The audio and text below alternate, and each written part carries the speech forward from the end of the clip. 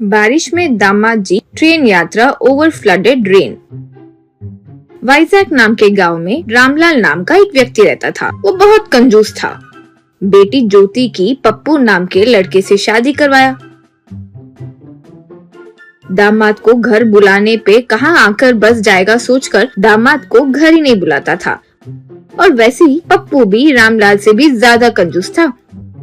वो ससुर जी के नहीं बुलाने पर भी वो खुद से ही महीनों के लिए आकर रह जाता था। कभी कभार तो रामलाल दामाद के किए पर ताला लगाकर दूसरे गांव जा रहे हैं ये झूठ कहकर उन्हें घर से भेज देता था। ऐसे कुछ महीनों के बाद रामलाल से उसकी पत्नी रेणुका, ओ जी दामाद जी को त्योहार पर भी नहीं बुला रहे हो, एक ही तो बेटी है जी, ऐसे मत करो ना। और आपके अपने ही दामाद से क्या कंजूसी है जी, हमारे पास जितना चाहिए वो सब तो है ही ना, यूं बोली तो रामलाल। रेणुका, मेरे लिए पैसे ही जरूरी है और मैं कंजूस हूँ तो वो पप्पू कम है क्या? जब से शादी हुई है कोई ना कोई कारण बोलकर यही रहता है, सब कुछ खा जाता है, उसे मैं क्यों बुलाऊं? सब पक से खा जाने के लिए क्या? यूं कहा। फिर कुछ दिनों बाद उस गांव में बाढ़ आई। रामलाल के घर में भी पानी भर गया।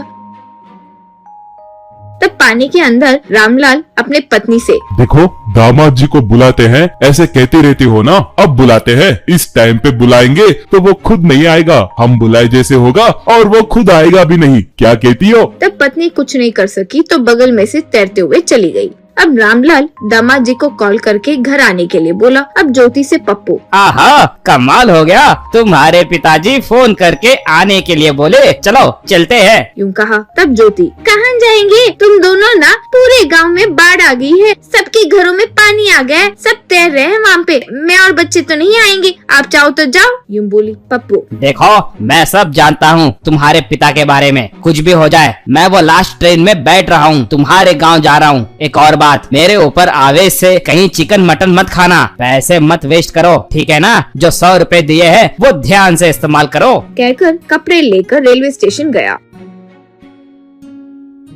वहाँ ट्रेन में बैठ गया। फिर बारिश में बाढ़ में ही ट्रेन में अपने ससुराल आया। वहाँ जाते ही देखा कि पूरा गांव में पानी भरकर वो तालाब की तरह हो गया था। अब वो अपने बैग को लेकर पानी में कूदकर तैरते हुए अपने ससुर जी के घर चले गया। पानी में तैरते हुए अपने दामाद को आते देख सास ससुर दंग रह गए थे। अब ससुर जी से पप्पू, आ गया ससुर जी, मैं आ गया, आप बुलाए तो मैं हाजिर ससुर जी, अब से हम फुल एंजॉय करेंगे। यूं कहा। वो देखकर दंग होकर रेणुका, ये क्या दामाद जी, इतने बारिश में बुलाए, आपके ससुर जी को तो अक्ल नहीं है, लेकिन आप ऐसे इतने बारिश में आ गए, पत्नी बच्चों को छोड़कर, वो भी, यूं बोली पप्पू। हाँ मिलके तो आऊंगा ही कहकर आ गया सासू माँ। एक और बात, इस पानी में मेरी एक बहुत समय इच्छा थी, ऐसे एक फ्लोटिंग बेड पर सोकर पूरे गाँव में घूमे तो मस्त होगा ना, ससुर जी से मंगवाओ ना प्लीज सासू माँ। यूं कहा। रामलाल फिर कुछ कर नहीं सका तो वो ही तैरते हुए गया और एक फ्लोटिंग बेड लेकर आया। उसके ऊपर सोकर पप्पू ढाबा से खाने की चीजें लेकर उन्हें खाकर फ्लोटिंग बेड पर पूरा गांव घूम रहा था। वो देखकर गांव वाले आश्चर्य से देख रहे थे। इस तरह रामलाल पप्पू से रोज परेशान हो गया था। ऐसे कुछ समय बाद पानी कम हो गया, लेकिन दामाद जी जाने की बात भी नहीं कर रहे थे। रोज मटन, चिकन, फिश ऐसे अलग अलग चीजों की फरमाइशें कर खाता रहता था।